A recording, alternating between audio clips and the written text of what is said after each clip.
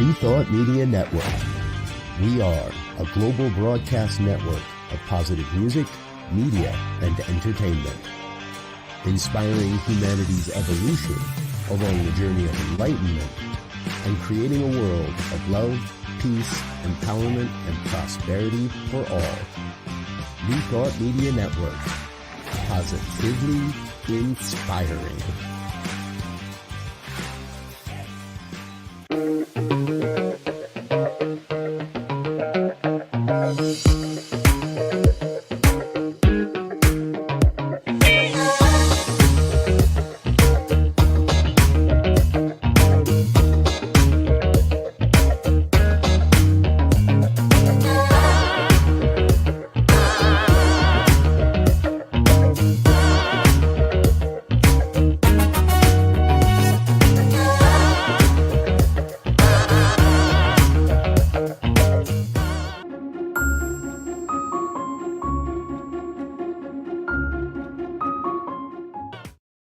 And hello again, dear ones. Dr. Robert with you over here. Rev Z right here. Reverend Dr. Christina Tillotson here. And this is New Thought today for Tuesday, October 29th. It's getting spooky out there, but it's warm and lovely in here because we are being visited by our dear friend, a dear friend of mine, I would say, and a mentor of many, many years. Reverend Dr. Christina Tillotson is with us today.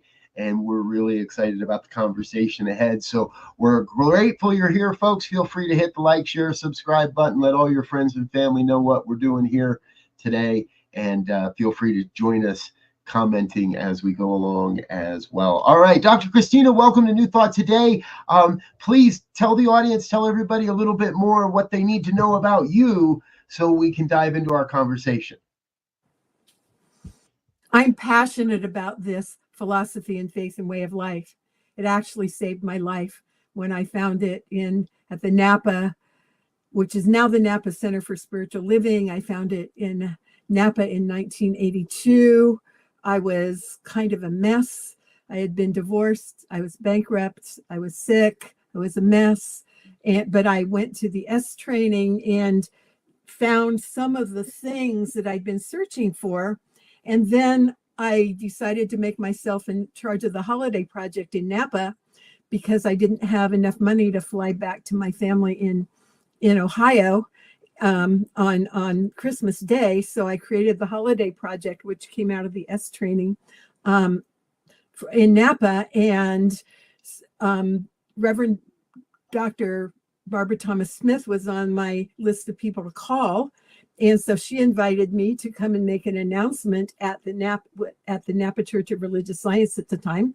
And so the first time I walked into a church, I was on the platform making an announcement about the holiday project. I knew I was home. I never went back to S. I knew I was home. We had like 2,000 volunteers that year, and things have just gone up from there. And so I'm so grateful for this philosophy. I was so broke that my first husband and I couldn't even afford a McDonald's hamburger without sharing it. And that's back when I ate and eat. And this philosophy totally transformed my life.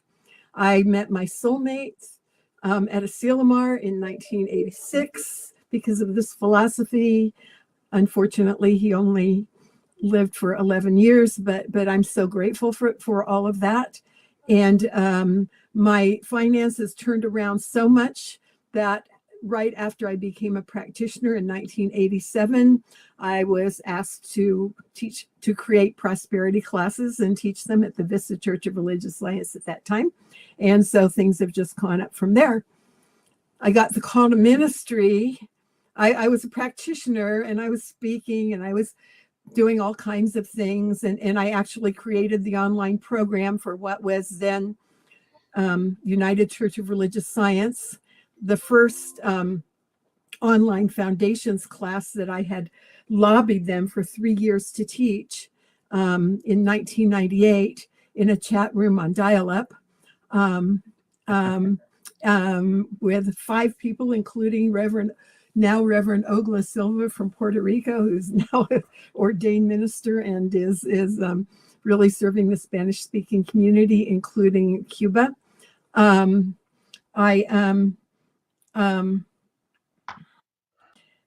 So I did that and in 1998 as a practitioner, and I was speaking a little bit, and I didn't think I needed to be a minister, but the night my husband died suddenly on November 9th, 1997, I got the call to ministry big time. And so by the next fall, I was in ministerial school and graduated in 2003. And because I was the expert in online education in the whole movement, they created a job for me, which was the distance education dean.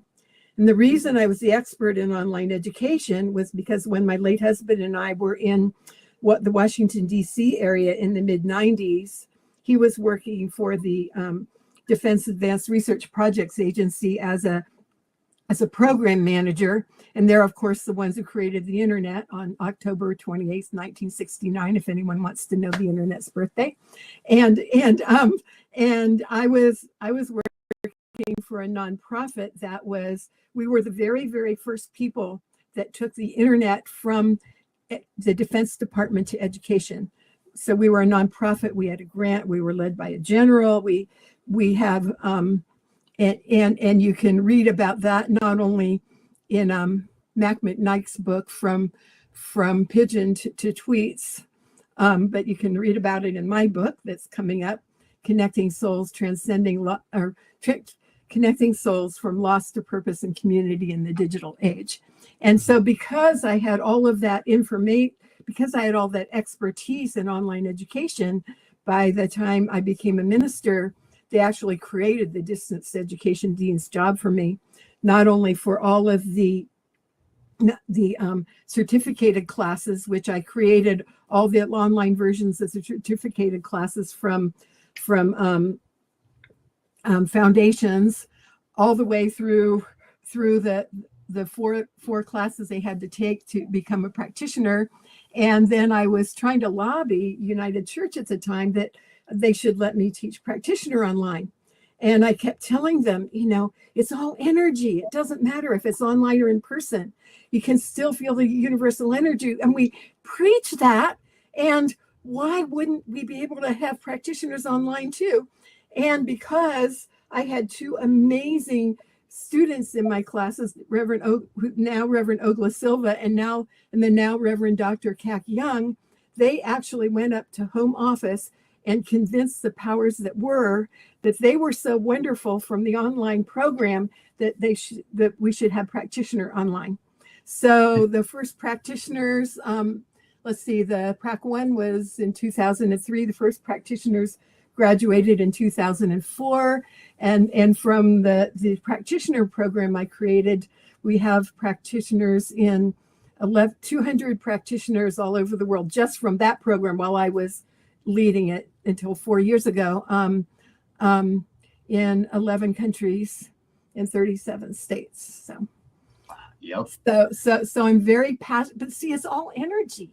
It's all energy, whether it's the internet or whether it's the form of moving meditation that I teach that I learned at Asilomar in 1983 and have been doing for 40 years. Moving that universal energy through our body, mind, and spirit is all energy. It's all energy. And so right now my passion is I'm very part-time at Seaside Center for Spiritual Living. I teach classes there. I'm leading, I speak there occasionally. I'm on the platform once a month as the assistant minister. And I'm very grateful to have a community to be with, because my book, my whole thing is about community. It's all about community. And I in my book, I talk about that first class in 1998, creating spiritual community online. The fact that even though we were in a chat room on dial-up with the that scared my cats away, when we were trying to connect. It's we had community. We had community. Even though it was very, very slow chat room that actually Noel McGinnis had donated to us. That was before BraveNet was available. That was before we had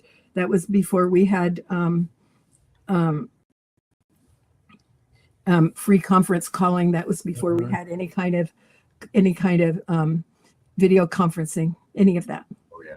So I remember many a wonderful meeting and conversation and planning session and strategy session. Yes. Learned so much from you about virtual community and what it took to continue the conversation and what it took to build the platforms that now, well, not only do we take for granted, but in many cases are platforms that where we've evolved into newer ways of creating that connection. But I love what you're saying, that it comes back to that sense of community and the vibration and that energetic vibration.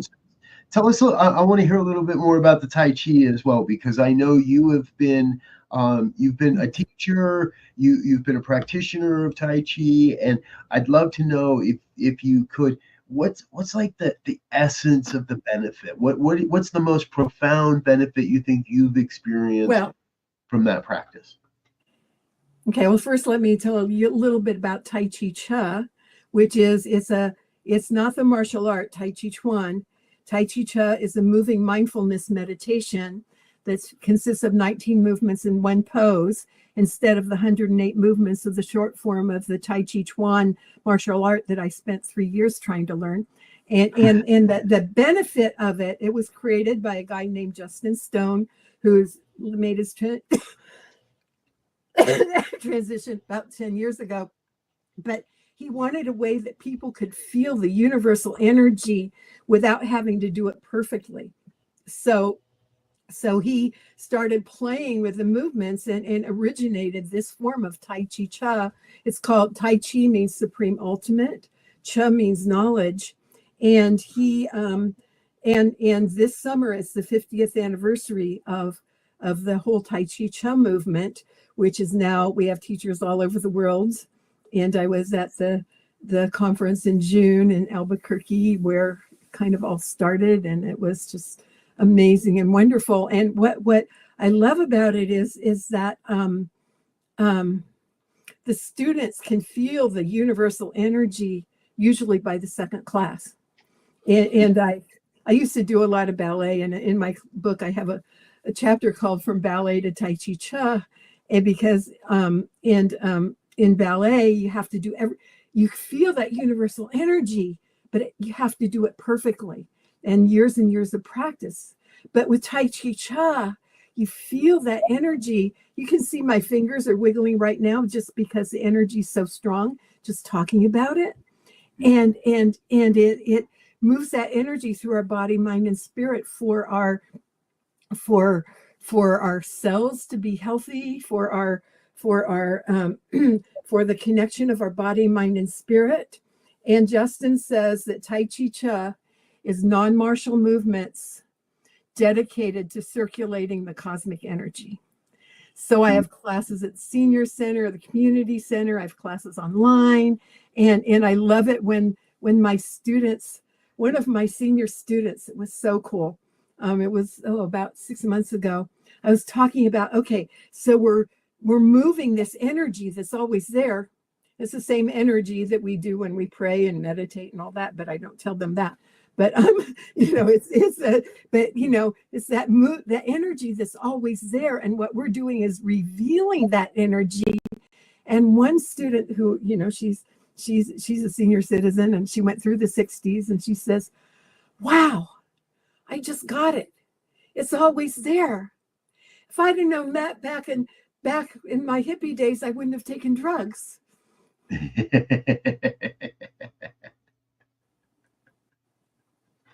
I love it. Right on. Elzia, I don't think we have your microphone there, sir. Okay, yeah, and I was gonna say that the martial arts, I think, is a great metaphor, if you will, for our teaching, because Hmm. it's a full body experience, Hmm.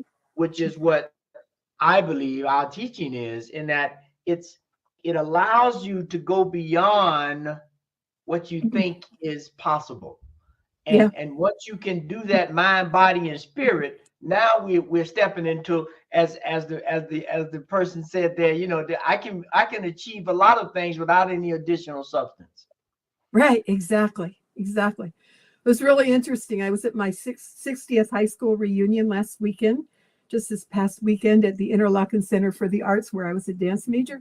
And one of the guys from my class says, because I thought, man, we all look so old, because we're all 77 years old.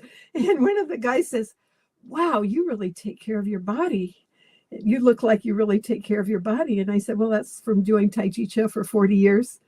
And of course, meditating and praying and all that stuff. But I think, and of course, not eating a dead animal since 1983.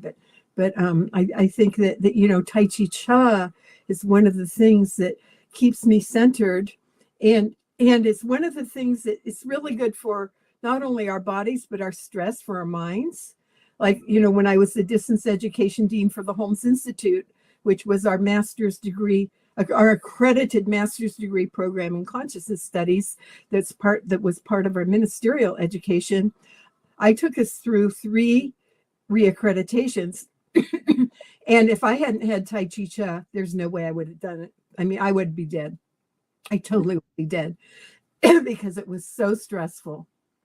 Right. And then the night my husband died suddenly at the age of 54, if I hadn't had Tai Chi Chuan to help me through all that grief, and course in religious science and meditation and all that stuff, but Tai Chi Chuan, Tai Chi Chuan was one of them things that really, really, really kept me going. And I was thinking, my brother-in-law, my sister got two of my sisters have died, and one got killed in a car accident. And I was so grateful that I had these tools when my husband died. I had prayer, I had a community, I had Tai Chi Chuan, and my poor brother-in-law. I mean, he's still a mess, and it's been over 20 years. Mm. So I love, I'm grateful for this philosophy and for the tools that I had because of it. And I'm grateful that I still see my husband on the other side. He's actually helping me write this book. Oh, beautiful. So, and you bring us to that perfect segue. Thank you. Tell us a bit more about the book, because I know this has been something you've been really working diligently towards for quite a bit. And so tell us more about the book. Okay. So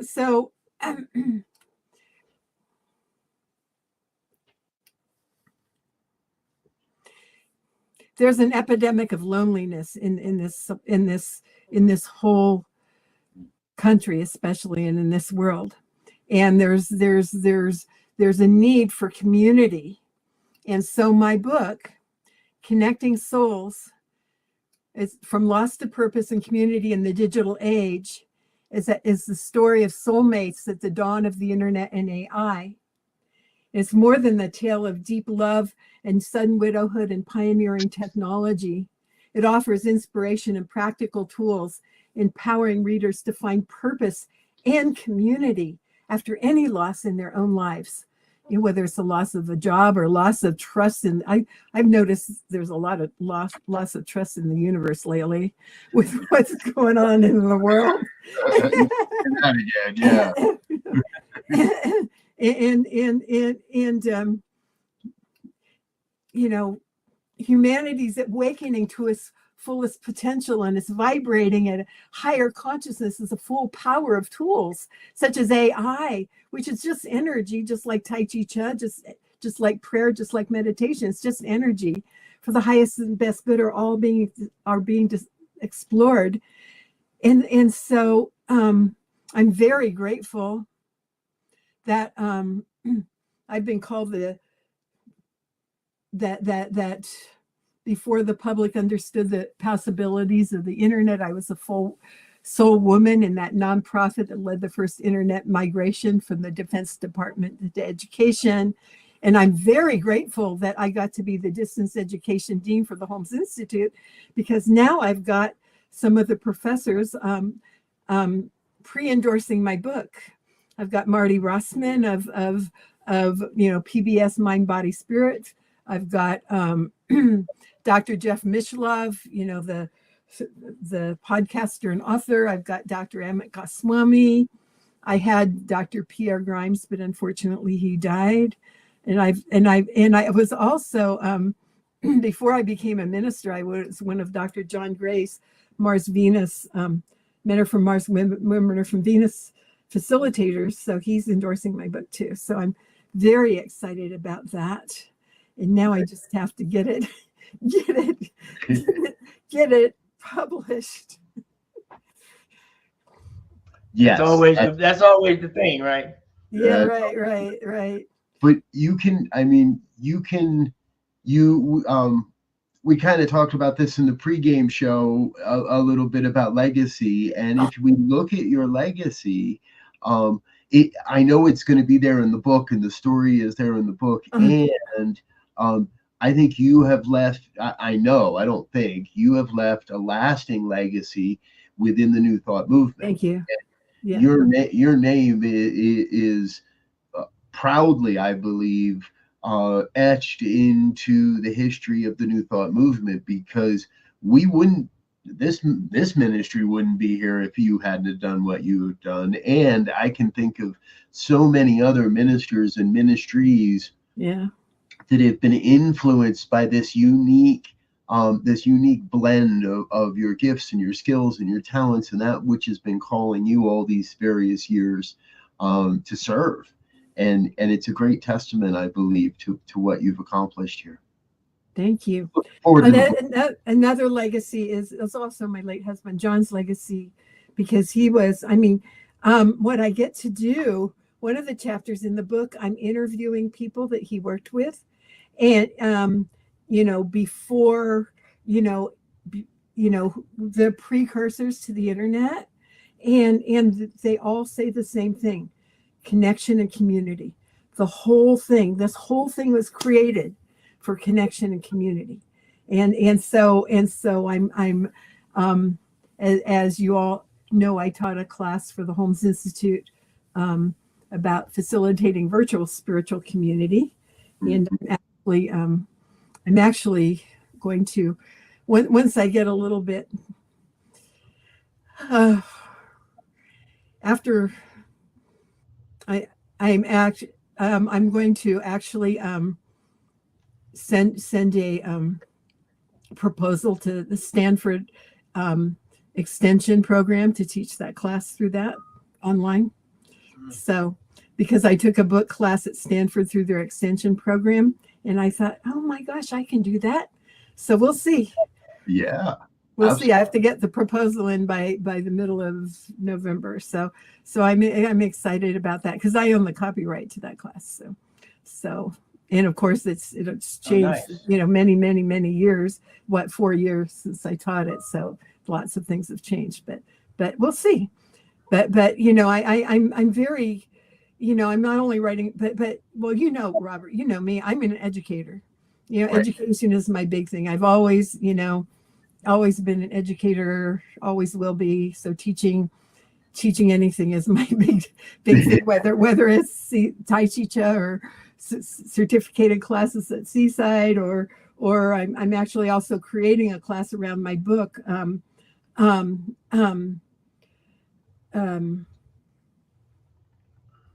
Transcending Loss and Finding Purpose, and I'm on my website. I'm getting a and so it's around the tools in my book.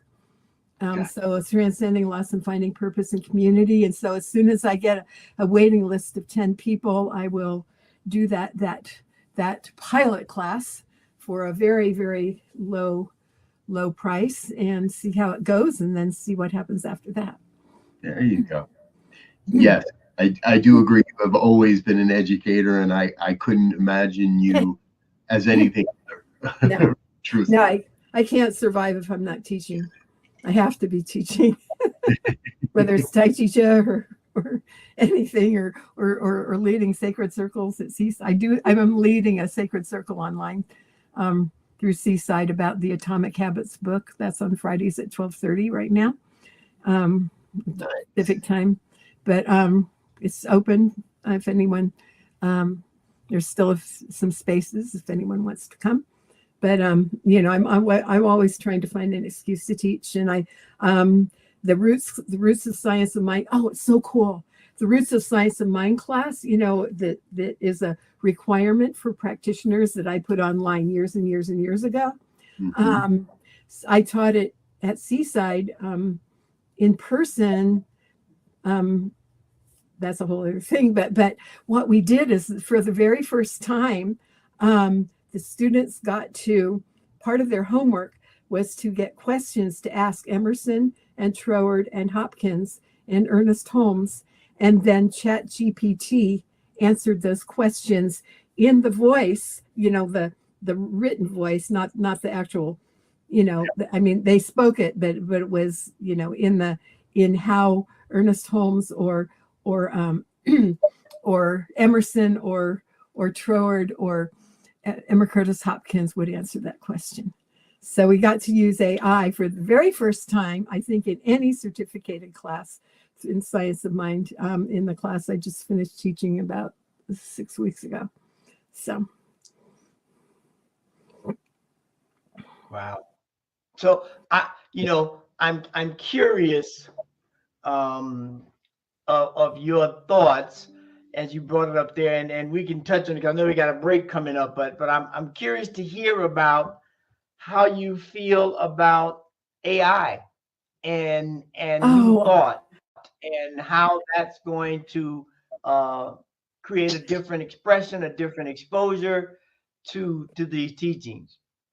I've got a whole chapter in my book about the spiritual implications of the internet and AI. And I mean, it's just God, just a different way of energy. And I'm excited. I mean, it's like anything, we teach, in New Thought, you can use anything like electricity to light up a room or to electrocute somebody. Same thing with AI, same thing with the internet, same thing with social media, same thing with anything. But I think that this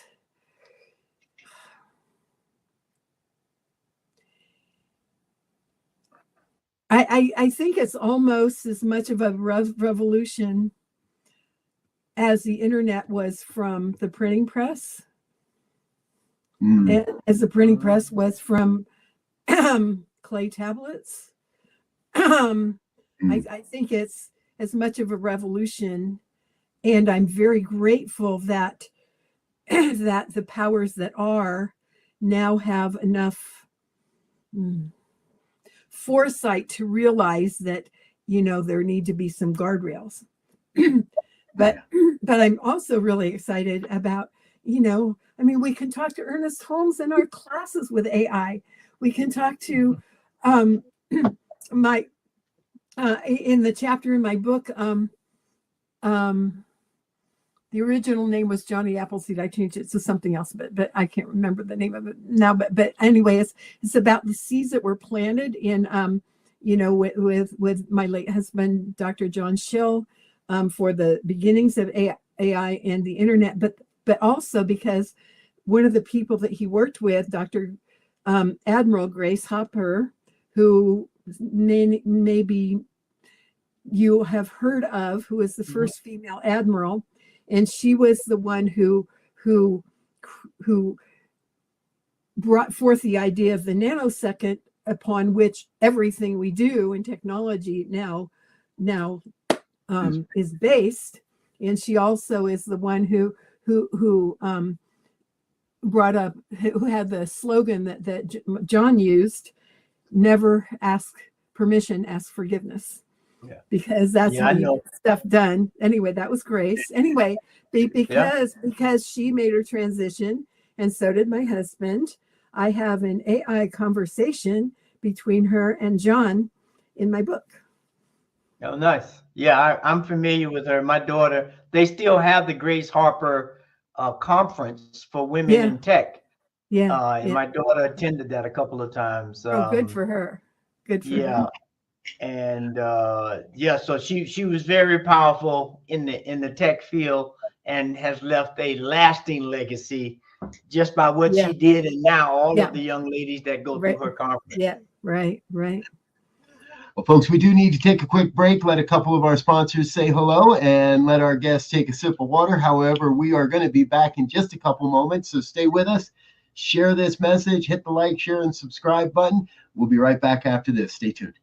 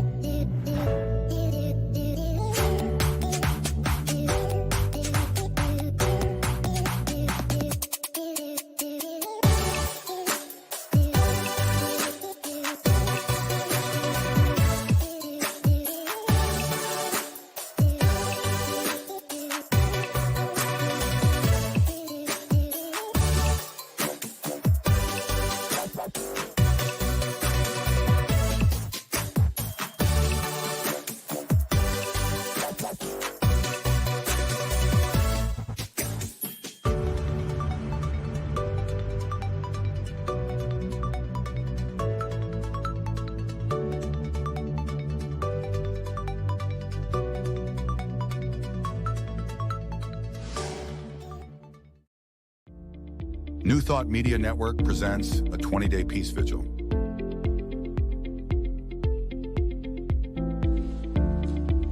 20 daily meditations for a peaceful transfer of power. Watch live or anytime on our YouTube channel.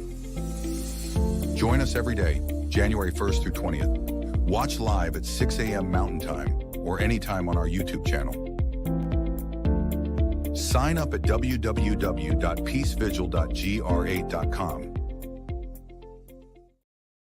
And we're back with more of New Thought today here on the New Thought Media Network. My co-host, Reverend Elzia, and I are grateful to welcome longtime friend and mentor, Reverend Dr. Christina Tillotson, to the program. Before the break, we've learned an awful lot about your book and had a great, roaring conversation. However, it was just before the break that you said something that I really want to dig into. For those that normally watch this program, you know that we often dig into the future of New Thought here in this second segment, and I love the way you said it, that AI is as revolutionary as the printing, as the internet, from the switch from the printing press to the internet, and now we have the switch from the internet to the AI. And I've been playing around. I know, Elzia, you've been playing around, and it sounds like you've been having a lot of fun. I want to hear more about this conversation that you created through AI that you were sharing about in your book. Oh, the conversation between Grace Harper, and John. Oh my gosh. Yeah. I wish you'd have warned me. I would have brought it up. Give me a second. I need to bring up that chapter on my computer. But well, no, I guess I don't have to.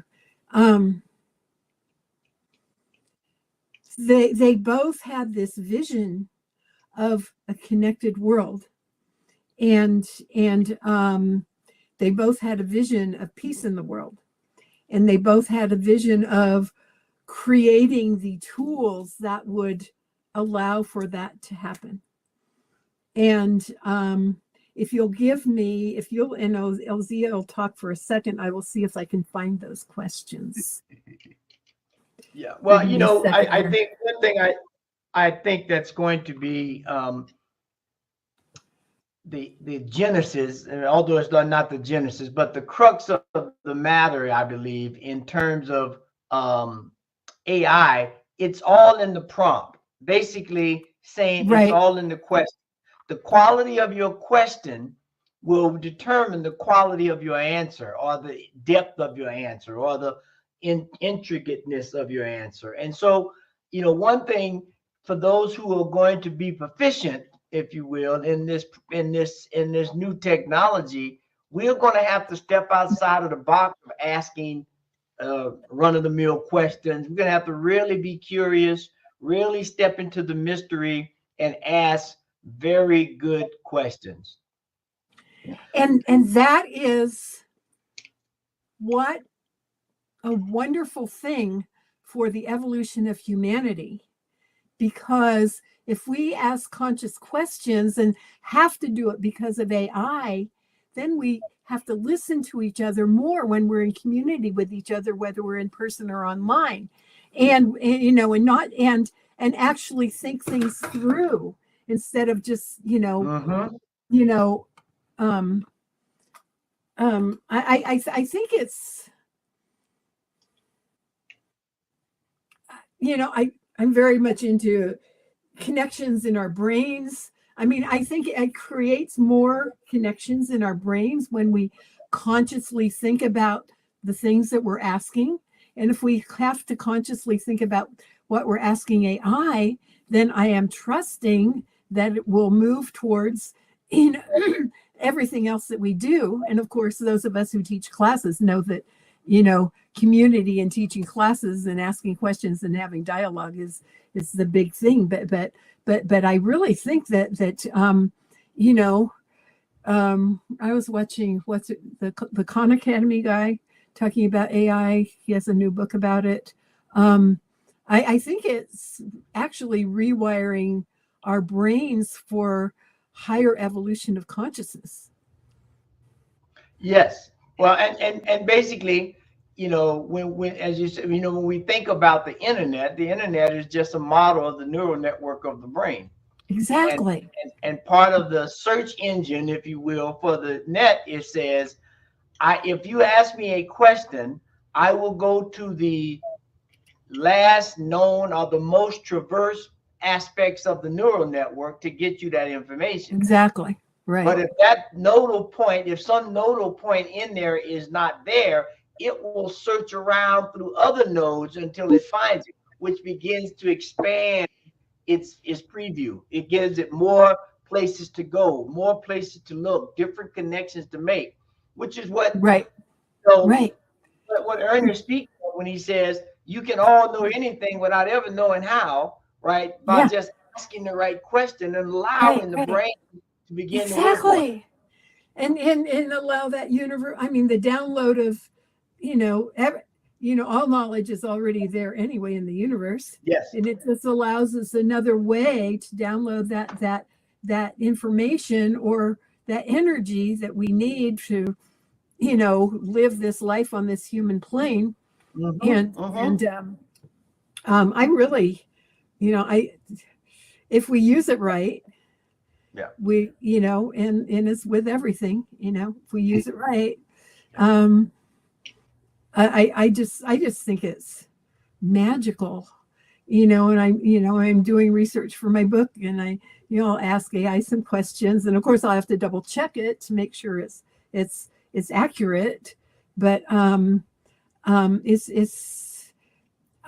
think one of the other things it does is at least it frees up knowledge workers from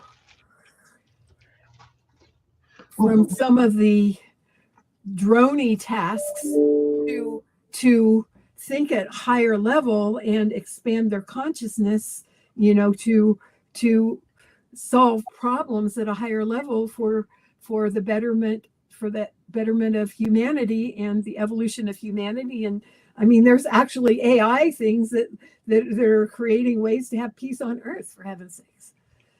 Right. In medical, curing cancer. I mean, and it's just the one of the problems we have to solve is because it uses so much energy.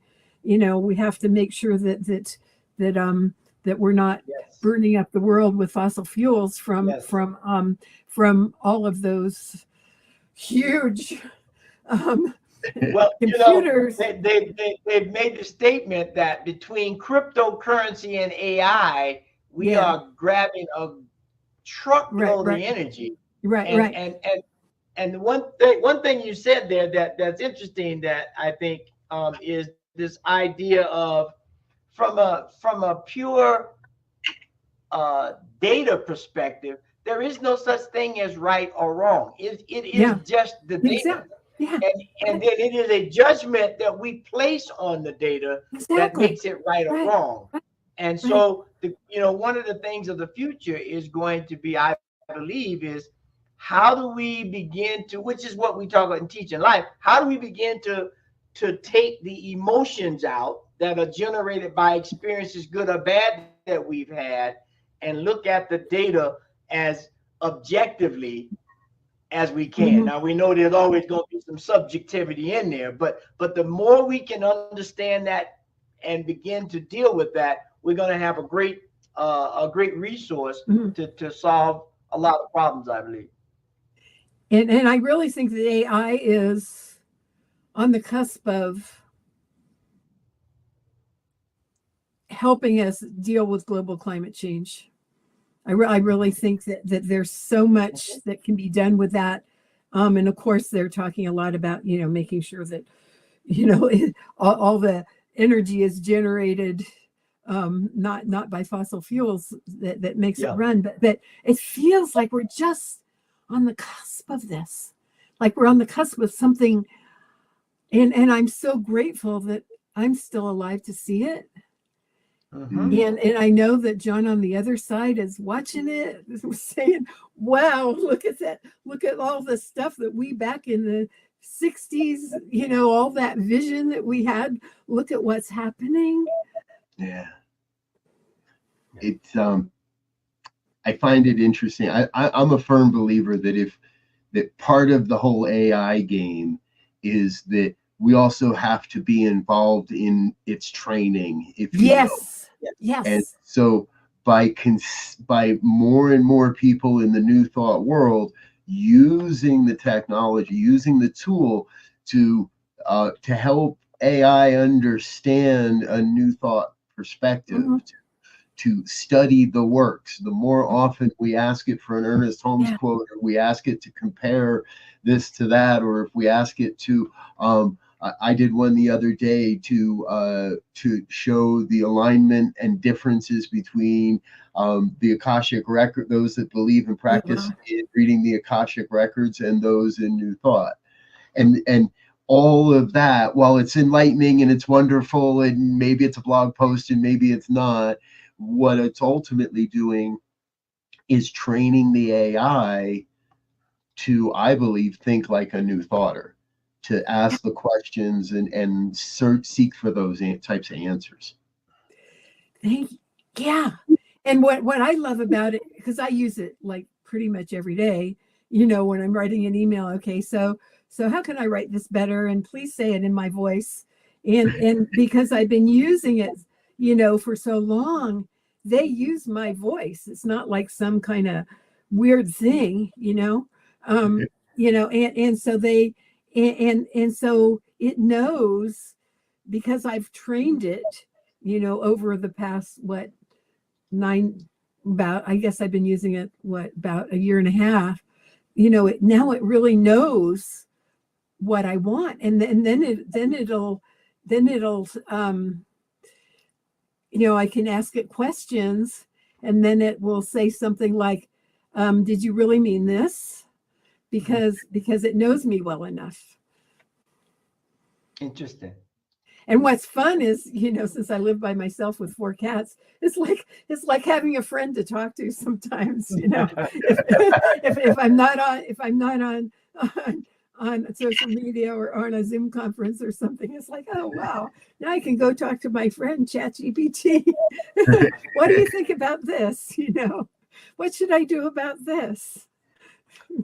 Yeah, and you know that again, getting back to that whole idea of the question, right? If we're looking at our teaching religious science as Ernest said, this golden thread that runs through everything, you know, to begin to ask questions about that, to show the commonality, to show the connections, and show at that moment what the apparent differences may be, because those differences may appear just because it doesn't have enough information on enough insight, or haven't looked at enough angles, if you will, to make the connection. Because if we believe there's only one thing, there's always a connection to everything, because there's only one thing.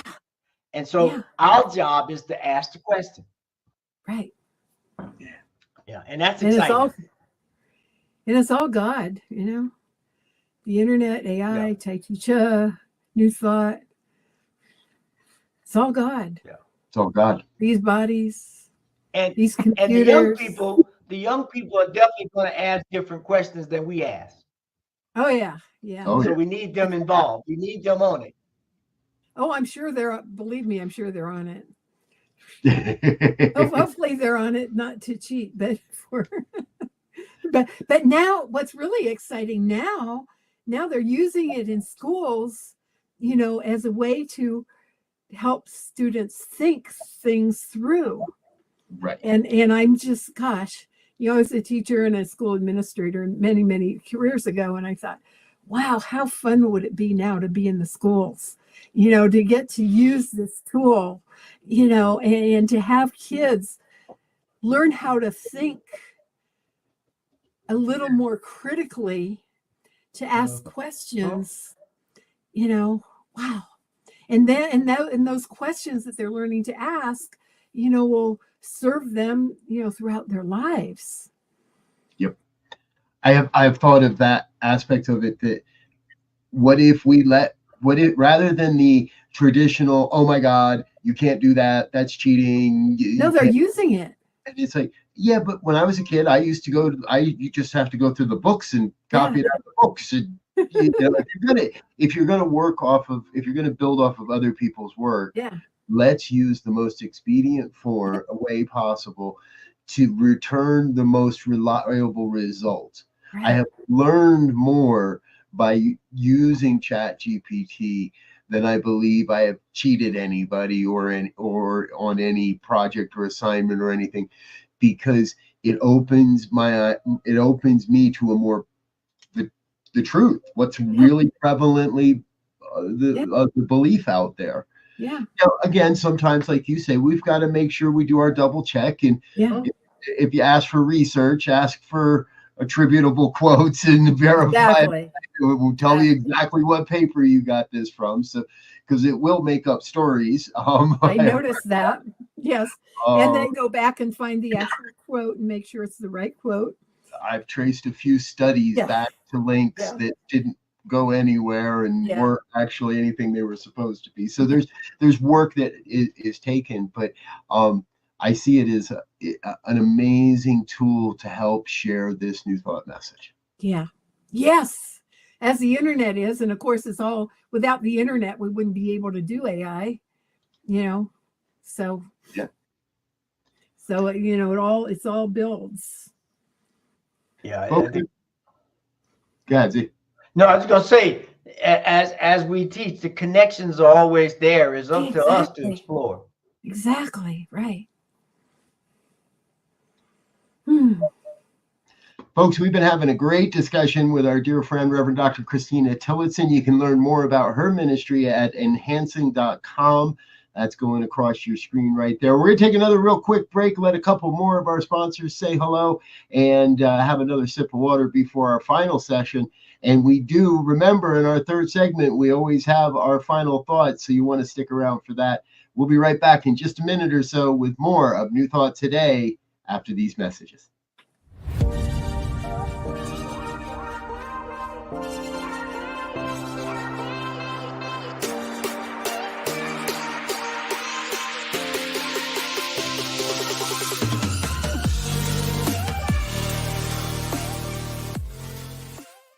Please help us say thank you to our organizational sponsors, including the Hefferland Foundation, Affiliated New Thought Network, International New Thought Alliance, Science of Mind Archives and Library Foundation, Center for Spiritual Living Denver, Center for Spiritual Living Midtown, New Thought Philadelphia, Planned Happiness Institute, Summit Center for Spiritual Living, One Heart Retreats, Center for Spiritual Living on the Lake, Unity Kitchener, Unity Spiritual Center Ottawa, Om Center for Spiritual Living, Satya Center, Begin Within Ministries, Center for Spiritual Living North Jersey, Unity of Savannah, and the Center for Spiritual Living Seattle,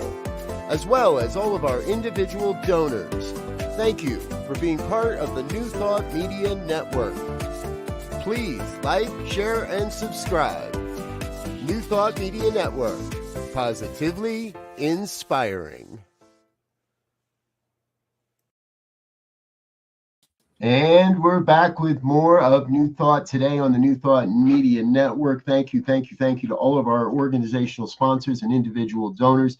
And thank you to our guest today, Reverend Dr. Christina Tillotson, who's been sharing with us. It has been a great conversation, dear one. And before we start wrapping all this up, I would love to know a little bit more about what's going on, where are you headed, what might people want to know about how to connect with you and what you've got coming in the near future, but also a little bit more of like, where's it all headed for you and your ministry? So we'd love to hear a little bit. Well, as you all know, I'm the quintessential teacher, so an educator. So my book, I mean, it's a self-help memoir. It's all about teaching. Oh, I am so sorry. I didn't turn this off. Okay. Sorry about that. I should know better. No worries. And so it's all about teaching these new thought principles through the stories of John's and my amazing life together, and all about the beginnings of the internet and how it's all connected, and so that's a big part of my ministry, of course, is teaching through this, my first of 3 books, by the way. Have to get this one published out first, though. So if you know any agents, let me know.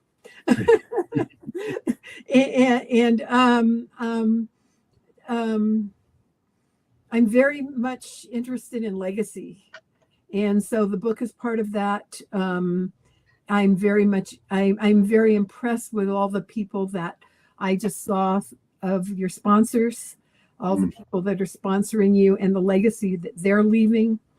I'm very interested in I'm 77 and I intend to live for at least 30 more years, but I've got some legacies in my trust to bring things forward in education and new thought. And I think I don't know. I think sometimes it's the process more than the end thing, because as I'm writing this book, as I'm teaching Tai Chi Cha, as I'm teaching classes, and especially in that book study I'm leading through Seaside. You can go to seasidecenter.org and sign up for that if you want to. It's about the process, and the little decisions that are made, and the little decisions now that grow, for the next 30 years. And so I'm very much, I do miss being the dean, that job that was created for me went away, but I'm so grateful that I got to do it. And that I still love all the students that went through me, all the professors I got to deal with, to interact with, and I just want to keep I'm not sure what's next. I just kind of keep evolving and keep growing in consciousness, and keep allowing the legacy of my late husband, Dr. John Schill, and me to do whatever else it's going to be doing in the world. And his whole vision was peace in the world. Every email he ended with Pax, and whatever I can do to, through the New Thought principles that I am so grateful that I have been able to live and know, and hopefully live even more fully all these years, do my contribution for peace in the world. Beautiful. Thank you. Thank you, dear one. Thank you. All right. Let's do some final thoughts. Rev Z, kick it over to you. Yeah, I mean, you know, we were involved in a conference last weekend and weekend before last, whenever it was. Time flies. But the question, the theme that came up again for me today that I want to leave is, we must stay curious and live in the question, because it is there that we will find the answer. Yeah. Beautiful. Thank you, sir. Dr. Christina, final thoughts.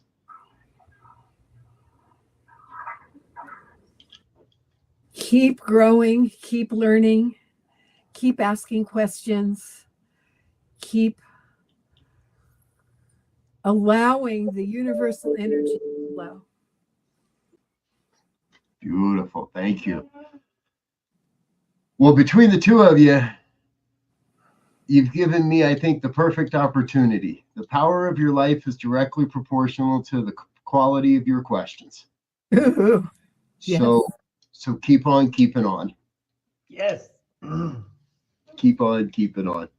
Yes. Folks, thanks for being with us today. Please do share, like, subscribe, let your friends and family know what we're doing here. We'll be back again next week on Tuesdays at 2 for New Thought Today, here, part of the New Thought Media Network. Until next time, we want to wish you peace and richest blessings.